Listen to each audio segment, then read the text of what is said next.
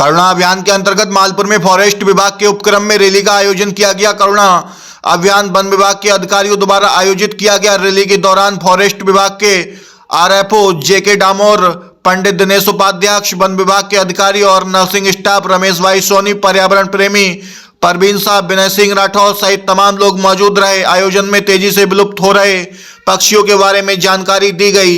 अरावली से राजेंद्र मकवाड़ा की report.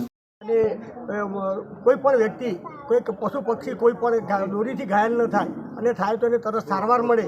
Chinese दोरीनो उपयोग न थाय અને રોજ સવારે 9 વાગ્યા પહેલાં અને સાંજે 5 વાગ્યા પછી કોઈપણ વ્યક્તિ પતંગ ન ઉડાડે અને અબોલ પશુઓની અને પક્ષીઓની જાળવણી થાય, સંરક્ષણ થાય એવા સુંદર હેતુસર આજે કરુણા અભિયાન રેલીનું આયોજન કરવામાં આવેલું હતું। આ રેલીમાં અમારા આરએફઓ શ્રી માનનીય જે કે ડામોર સાહેબ અને સમગ્ર વન કર્મચારી સ્ટાફ, સાથે સાથે નર્સિંગ કોલેજની અમારી બહેનો, ડૉક્ટર ગોસ્વામી સાહેબ, માલપુર જેસીસના અને જાયન્ટ ગ્રુપના અમારા રમેશભાઈ સોની, पर्यावरण प्रेमी प्रवीणभाई शाह, मारा वनीकरण समितिना विनयसिंहजी राठौड़ અને વિશાલભાઈ ઘોર અને અમારા બ્રહ્મ સમાજના ઘનશ્યામભાઈ સહિત સમગ્ર વનબંધીના સદસ્યો આજે જોડાયા હતા। સાથે સાથે રોજિંદુ જે કામ મજૂરી વર્ગ જે કામ કરી રહ્યા છે એ કામ કરી રહ્યા છે આના નેતા માનનીય કરણભાઈ પણ પોતાના સ્ટાફ સાથે આ રેલીમાં જોડાયા હતા।